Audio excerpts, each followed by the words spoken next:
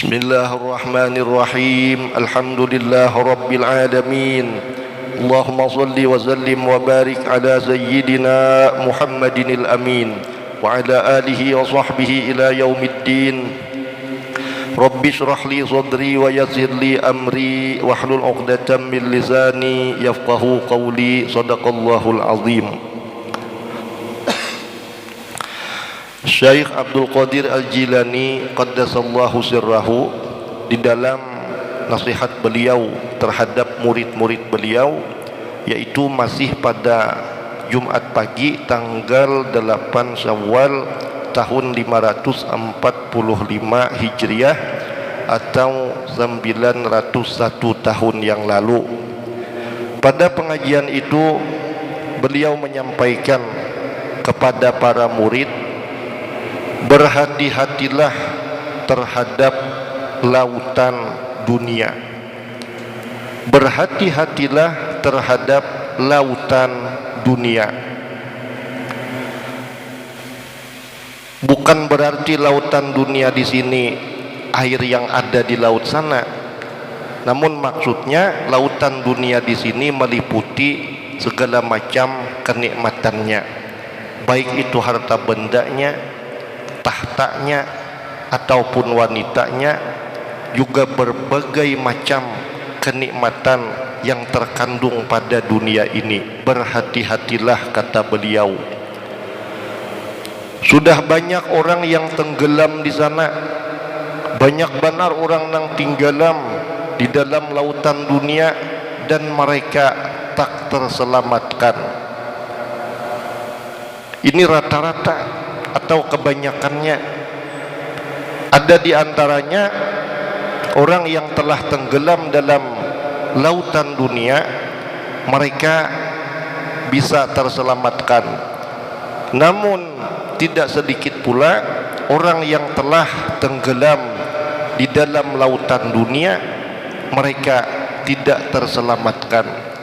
Semakin banyak rezeki dunia yang mereka dapat, semakin bagus usaha ikhtiar mereka mencari nafkah, semakin banyak cabang-cabang usaha yang mereka buka, semakin tinggi pangkat duniawi yang ada pada mereka, semakin banyak orang-orang yang memuliakan mereka, maka semakin lupa pula mereka ini terhadap Allah Subhanahu wa ta'ala. Ini diantara maksud orang-orang yang tenggelam dalam lautan kenikmatan dunia dan mereka tidak terselamatkan, sehingga berlarut-larut sampai mereka mati. Mereka berstatus sebagai orang yang menjadi hambanya dunia. Sampai mati tidak sedikit mereka bertitel sebagai hamba kemuliaan, hamba kehormatan, ataupun hamba daripada pangkat. Sudah banyak orang yang tenggelam di sana dan tak terselamatkan, kecuali hanya berjumlah sedikit. Sedikit benar yang selamat dari tenggelam akan lautan dunia ini. Lautan dunia adalah lautan yang dalam, yang dapat menenggelamkan segala-galanya. Lalakian tenggelam dapatnya lautan kenikmatan dunia, babinian sudahnya, kakanak, remaja, pemuda, orang tua sekalipun tidak sedikit yang tenggelam di dalam lautan dunia ini. Hanya saja Allah menolong hambanya yang dikehendakinya. Seperti halnya Dia akan menyelamatkan orang-orang beriman dari api neraka pada hari kiamat. Semua orang pasti menyeberangi lautan dunia. Ibarat orang belayar itu menuju perjalanan akhirat yang kekal. Dunia ini adalah tempat pelayaran kita. Dunia dan kenikmatannya diibaratkan lautnya. Ilmu dan amal soleh diibaratkan kapalnya. Ilmu yang sedikit ditambah amal yang sedikit diumpamakan kapal yang sangat kecil, sehingga apabila dia menghadapi ombak yang ada di lautan, dia terbalik, bahkan dia tenggelam. Semakin banyak ilmu yang dituntut, ilmu yang telah dimengerti, dan ilmu yang telah diamalkan, maka sebagai perumpamaan semakin besar dan semakin kuat pula kapal yang akan mengarungi lautan tersebut. Sehingga meskipun ombaknya cukup besar, namun dikarenakan kapalnya terbilang besar, terbilang kuat, insya Allah kapal ini akan mengarungi lautan dunia dengan selamat.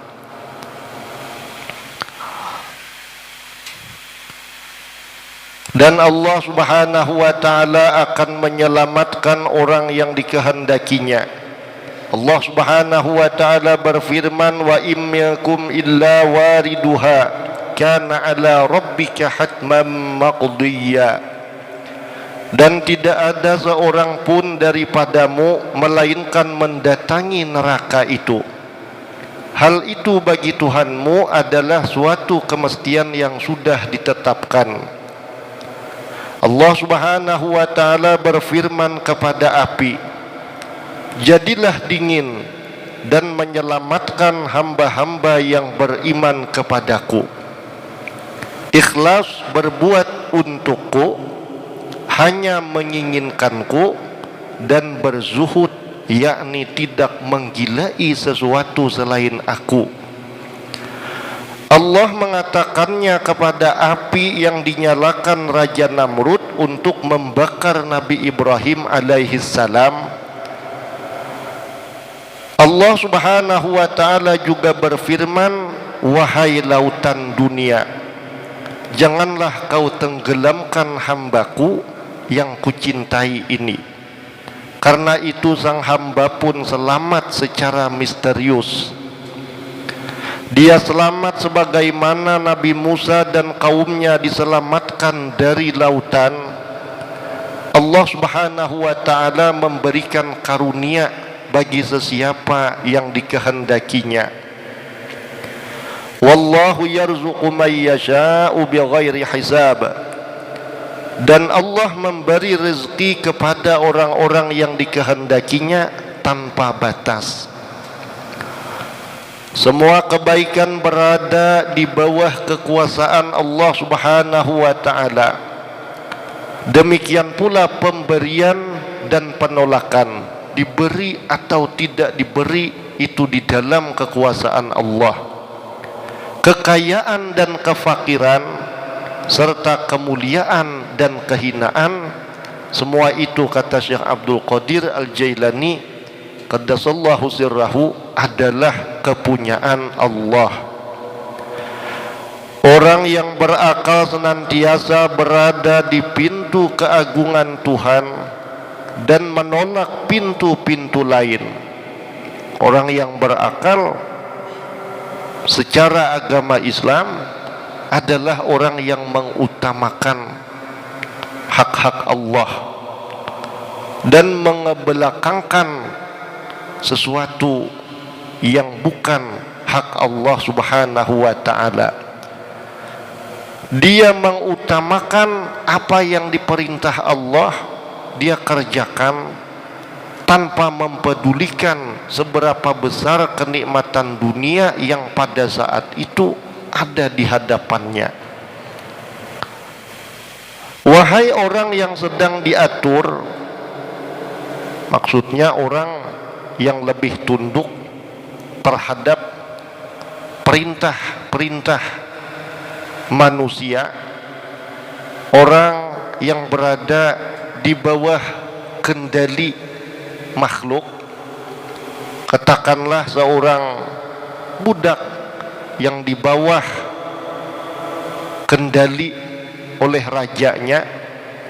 Wahai orang-orang yang sedang diatur, aku melihatmu ridho kepada makhluk yang diciptakan tetapi marah kepada Sang Pencipta.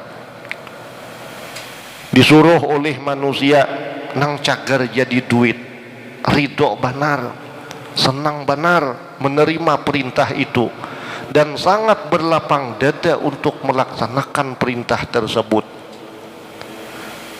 Ketika seorang manusia mengatur manusia lainnya, yang mana dengan si orang yang mengatur ini akan memberikan manfaat pada zahirnya, supaya orang yang diatur mendapat kenaikan pangkat atau kenaikan gaji. Maka yang disuruh, yang diatur ini dengan bahagia melaksanakan apa yang disuruh oleh manusia yang tidak kekal itu. Tidak kekal manusia yang mengatur itu. Tidak kaya selama-lamanya, tidak berkuasa selama-lamanya, tidak mampu melihat untuk terus-menerus, tidak akan pernah mampu mendengar selama-lamanya. Pasti ada masanya. Setinggi apapun derajat manusia di mata makhluk yang lainnya, dia akan mati. Pandangan matanya pun tidak selalu tajam, pendengarnya pun tidak selalu jelas, cara dia berbicara pun tidak selalu tegas, dan masuk keluar napasnya pun tidak selalu teratur. Bahkan gerak-gerik dari berdiri kepada berduduk, dari berduduk kepada berdiri, kemudian berjalan, berlari pun semakin hari kekuatannya semakin diambil oleh Allah Subhanahu wa ta'ala. Nah, manusia yang demikian ketika mengatur manusia yang lain sungguh mengherankan. Manusia yang diperintah oleh manusia yang satunya ini dengan senang hati menerima perintah itu, dengan lapang dada mengerjakan atau melaksanakan apa yang diperintahkan tersebut. Dan bahkan terkadang seorang manusia terhadap orang yang dia anggap berkepentingan menghasilkan duniawi untuknya, belum lagi disuruh dia sudah menawarkan diri. Adakah yang perlu kubantu? Mun apa-apa perintah ya ulun, habari ya ulun, ulun siap melaksanakan perintah pian. Wahai orang yang sedang diatur, aku melihatmu ridho kepada makhluk yang diciptakan, tetapi marah kepada Sang Pencipta. Bukti marah ketika sampai waktu sholat, hati terasa berat untuk mengerjakannya secara tepat waktu, bahkan menunda-nunda dari satu waktu sholat kepada masuknya waktu sholat berikutnya. Padahal itu adalah perintah Allah yang kekal, tidak pernah mati, kaya tidak pernah miskin, melihat tidak pernah buta, mendengar tidak pernah tuli, mulia tidak pernah hina, tinggi derajat ketuhanan, dan tidak akan pernah rendah. Allah Ta'ala itu berkata-kata tanpa pernah bisu, hidup dan tidak pernah mati.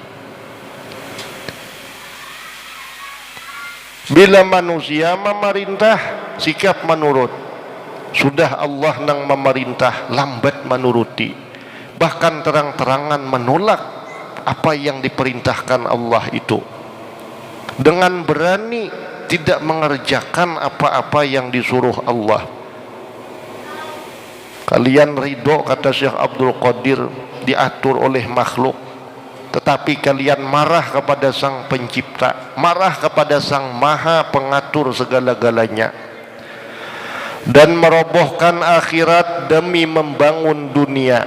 Rela tidak sholat, rela tidak puasa, rela meninggalkan jalan-jalan yang dihalalkan oleh Allah, asal punya uang banyak, asal punya bangunan-bangunan rumah yang tinggi lagi mewah, asal punya banyak perhiasan, asal punya pakaian, yang penting mempunyai fasilitas kendaraan dan lain-lainnya. Dalam waktu dekat engkau akan dihukum, kata beliau, dengan hukuman yang sangat menyakitkan. Kemudian Tuan Syekh Abdul Qadir Al-Jailani qaddasallahu sirrahu melanjutkan pembicaraan beliau, sesungguhnya hukuman Allah Subhanahu wa ta'ala itu beragam, macam-macam maksudnya. Mungkin saja dia menghukummu dengan tidak mengurniakanmu seorang anak. Mungkin saja dia menghukummu dengan tidak menganugerahimu seorang anak. Ini bagi orang yang berdosa dan dia tidak bertaubat dari dosanya. Ada kalanya orang yang tidak mempunyai banyak dosa, dia orang berilmu, dia orang soleh, istiqomah dalam ilmu dan amal soleh, dia pelihara hukum-hukum Allah, lalu dia tidak mempunyai anak, maka ini merupakan ujian daripada Allah Subhanahu wa ta'ala. Dia juga dapat menghukummu dengan penyakit,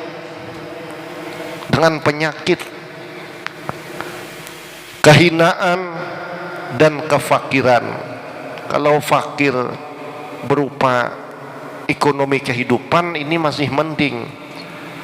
Hukuman yang lebih hina dari ini, Allah jadikan hambanya fakir ilmu. Na'udzubillah min zalik. Fakir iman, fakir tauhid, fakir ma'rifat, fakir sifat terpuji, fakir amal-amal soleh. Ini fakir yang paling rendah daripada kefakiran berupa tidak mempunyai harta benda, sulit untuk makan, sulit untuk minum, sulit untuk berpakaian. Namun fakir dari segi ilmu dan amal ini lebih menyedihkan daripada fakir perihal duniawi. Hukuman Allah bisa berbentuk kesulitan, kegundahan, usaha jalan haja hari-hari, begawi haja jua, gaji saban bulan narima haja jua, rumah beisi haja, kendaraan tak banyak pada orang. Kenapa hati ini gundah? Kenapa bisa gelisah? Waspada. Ini diantara bentuk siksaan Allah yang sulit kita lacak. Nampun diri, ngalih maminan duit. Kenapa kegundahan itu atau kegelisahan itu nampak di dalam hati? Padahal baduit saja, hutang kadeda di mana-mana, begawi hari-hari aja kada takang gawian, gaji tiap bulan menerima aja. Orang rata-rata hingga sebuah besi sepeda motor, tibak seorang 5 buah misalnya. Tapi hati sering dimasuki kegelisahan, sering dimasuki was-was, pikiran pun sering kacau. Orang rata-rata sebuah besi rumah, seorang 3 buah. Tapi kenapa hati masih resah, hati masih gelisah? Waspada. Ini boleh jadi salah satu bentuk hukuman Allah terhadap pembelotan yang sudah lama dilakukan. Tapi orangnya kadang merasa berdosa, dia banyak melupakan Allah, tapi dia merasa dia tidak banyak mempunyai dosa. Lalu diberikan Allah hukuman kesulitan, kegundahan, persoalan atau permasalahan. Kada tibak seorang nang memulai bermasalah lawan orang nang memulai bermasalah lawan seorang. Dan ucapan-ucapan jelek yang tidak diridhoi oleh Allah. Kadang ucapan kotor ini berupa penentangan terhadap ilmu yang benar yang didengar oleh dari seorang guru. Hati pun begeretek misalnya, aku kada percaya nang disampaikan si Dindo, atau tak ucap seumpama bujur leh pang, iya leh, masa kayak itu. Ini bentuk siksaan Allah, sampai-sampai kebenaran di hadapan mata tetap dijadikan bahan penolakan oleh diri orang tersebut. Terkadang Allah Subhanahu wa ta'ala juga menghukummu dengan belenggu perkataan, dan perbuatan orang lain terhadapmu. Nah, bisa kayak ini ulun mencontohkan guru lem. Ulun ni rancak culas lawan pian. Ulun ni rancak culas lawan pian. Atau ulun ni rancak bejelek lawan pian neh. Nah, tibak Allah membalasakan kadatan tu liwat piannya. Jaka ibarat ulun berjahat lawan pian, pian membalas kejahatan lawan ulun, ini masih kada seberapa tersiksa hati ulun, karena wajar-wajar saja. Kadang Tuhan maulah hati kita lebih tersiksa, kita berjahat lawan seseorang, ternyata ada orang yang tidak kita duga, orang tu kada berputungan pacang menjahati kita, orang lain aja jauh usia anom pada seorang umpama. Takakana tibak seorang tuha ada orang anom nang seakan-akan menjejah lawan seorang. Seorang ada sadar bahwa itu sebagai bentuk balasan dosa atas dosa yang telah dilakukan terhadap orang lain. Ada kalanya seumpama seorang ni sugih tuhuk menzolimi orang lain. Yang lebih menyedihkan lagi ketika Allah menampakkan pembalasan orang sugih ni tapapuyah dapatnya orang miskin atau orang fakir. Ini lebih menyedihkan lagi perasaan yang demikian itu.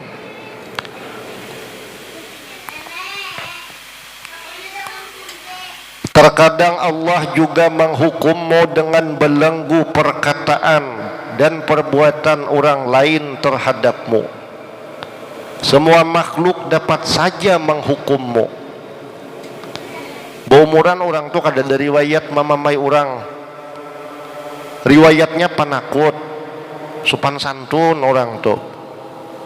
Tiba-tiba kada tahu napa sebab tangwani hainya membingkak seorang, kan aneh itu.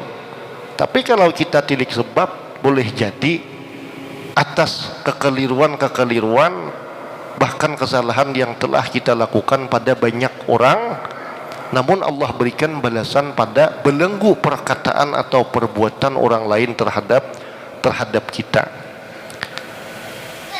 Bangunlah wahai orang-orang yang tertidur.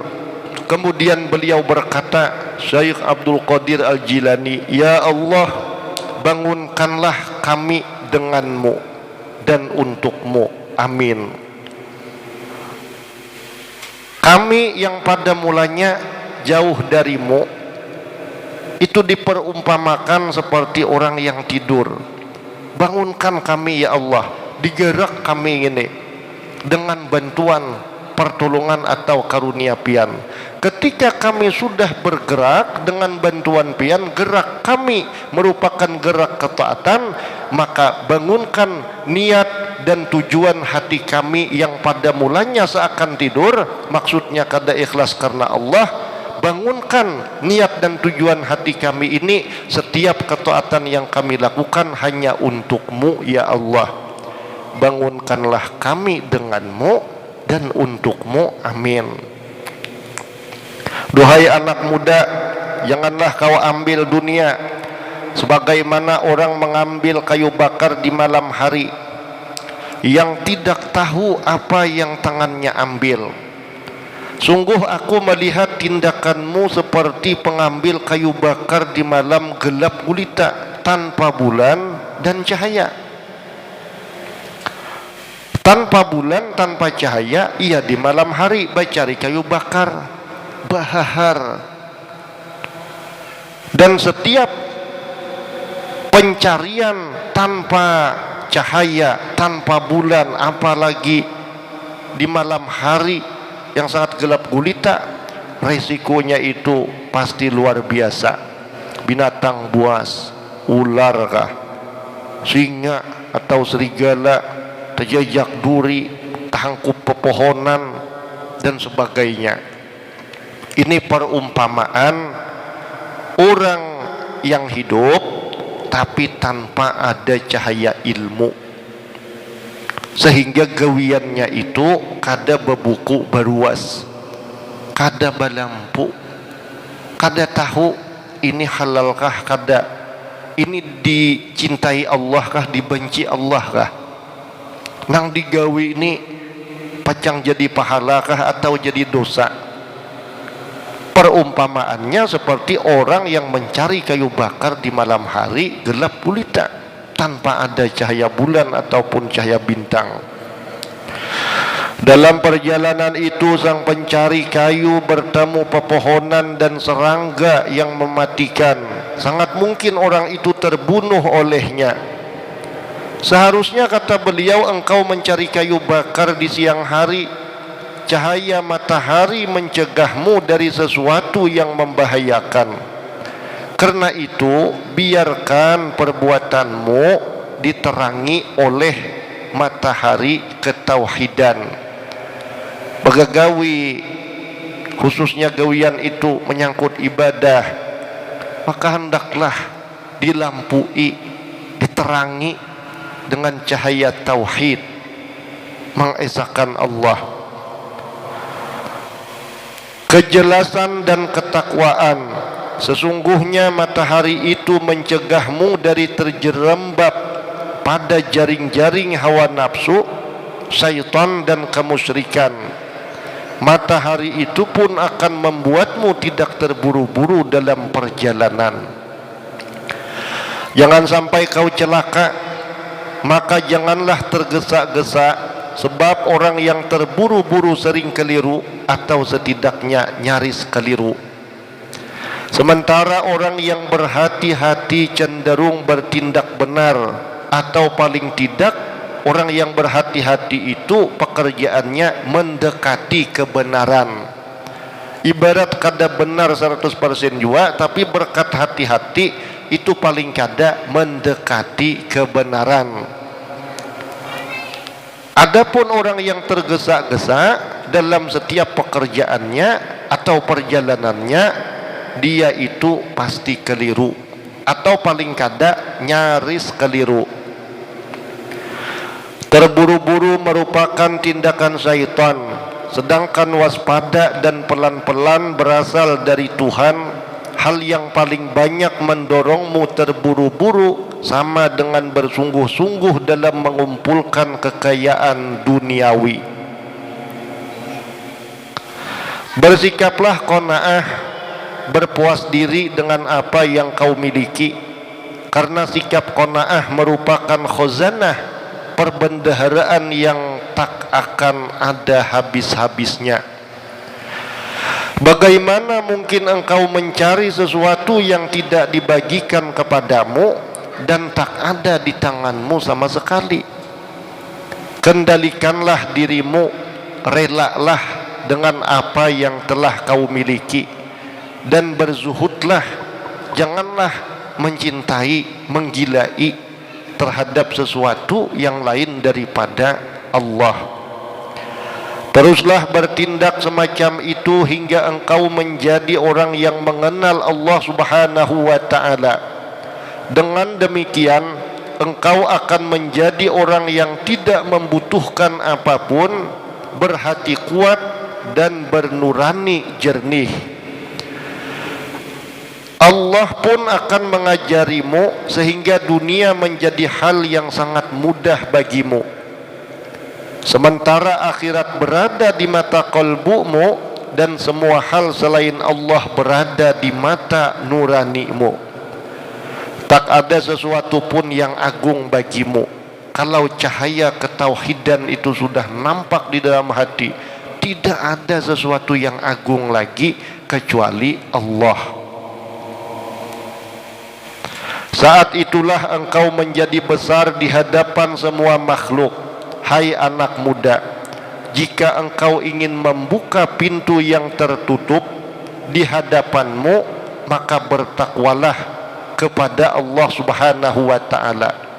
Pintu yang tertutup, pintu kemuliaan, pintu rezeki istilahnya, pintu kemudahan yang meliputi tutupan-tutupan pintu perihal dunia, usaha, agama ataupun akhirat. Itu diantara pembukanya, dan pembuka yang paling utama itu adalah bertakwa kepada Allah. Karena takwa itu, kata Syekh Abdul Qadir, merupakan kunci yang membuka setiap pintu-pintu yang tertutup. Allah berfirman, wa may yattaqillaha yaj'al lahu makhraja wa yarzuqhu min haitsu la yahtasib. Barang siapa bertakwa kepada Allah, niscaya dia akan mengadakan baginya jalan keluar dan memberinya rezeki dari arah yang tidak disangka-sangkanya. Janganlah menentang Allah dalam diri, keluarga, harta, dan orang-orang sezamanmu. Kita diberi Allah diri kita ini ciptaan Allah. Nah, kita manfaatkan diri kita di jalan Allah. Jangan anggota tubuh kita, matan hujung rambut sampai hujung batis, mata, telinga, lidah, tangan, kaki, perut, kita gunakan ke jalan yang merupakan penentangan terhadap Allah. Jangan menentang Allah dalam diri dan keluarga. Kita diberi Allah keluarga, utama lagi diberi bini dan diberi anak. Maka jangan melakukan penentangan terhadap Allah padahal keluarga tadi. Orang yang kada bisa memadahi bininya tentang kebaikan, kada bisa mencontohkan bininya ke jalan takwa, kada bisa menasihati anaknya tentang ajaran-ajaran Islam, dia biarkan begitu saja istri dan anak-anaknya hidup pada siang dan malam sekadar makan, minum, bermain, berpakaian, mandi dan lain-lainnya, tapi dia tidak pernah ataupun paling tidak sangat minim nasihat dan contoh-contoh kebaikan itu dia berikan kepada bini dan anak-anaknya. Nang nyata bini itu penuntut ilmu sudah. Tetap kita laki ini bisa-bisa memadahi bini. Ampun maaf, seorang seharianan begawi matan bisukan sampai bakamarianan atau sampai imbah maghrib. Bini itu nabi si guru umpama, tatap kita padahi, karena seharian kita begawi, kita kada tahu kayak apa adabnya dalam menuntut ilmu terhadap gurunya, kayak apa adabnya, perilakunya terhadap kekawanan sesama menuntut ilmu. Nang nyata bini itu penuntut dok.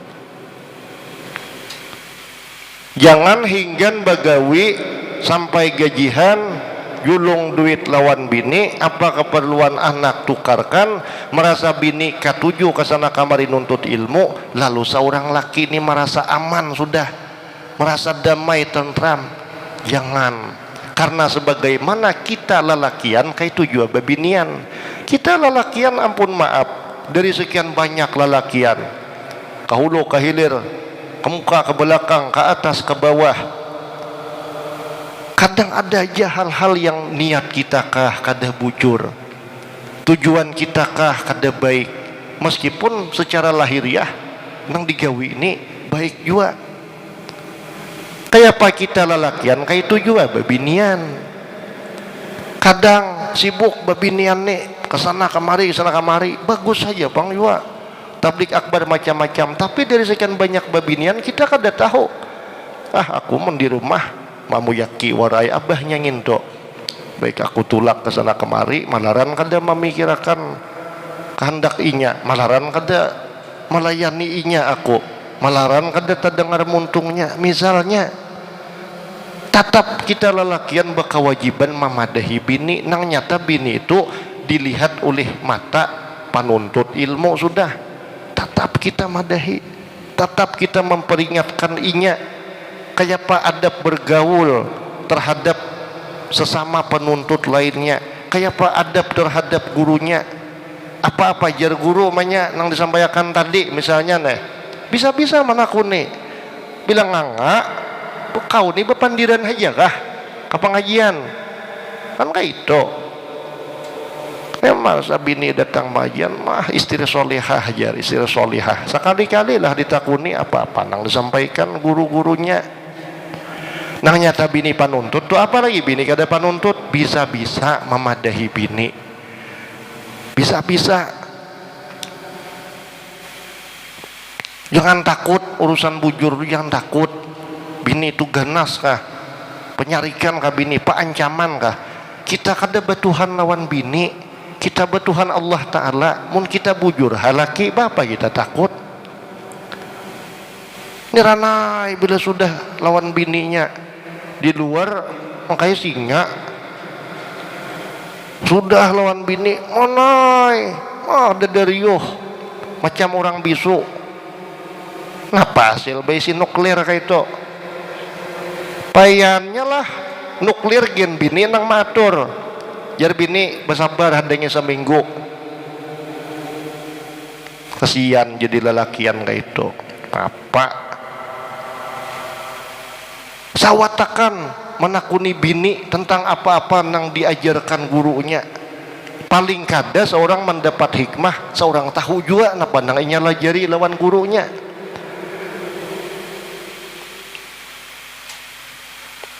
Nah ini kan kewajiban kita terhadap bini dan anak, di samping maungkusi dengan ungkus nang nah lain kayak kalau bini kita kan orang pesantren itu gen kita tetap ini til juga memadahi hari-hari. Nyata bini sekolah agama aja kita tetap nitil ya kalau guru sekira landap tuh, sekira tajam tuh jaka parang tuh sekira tajam.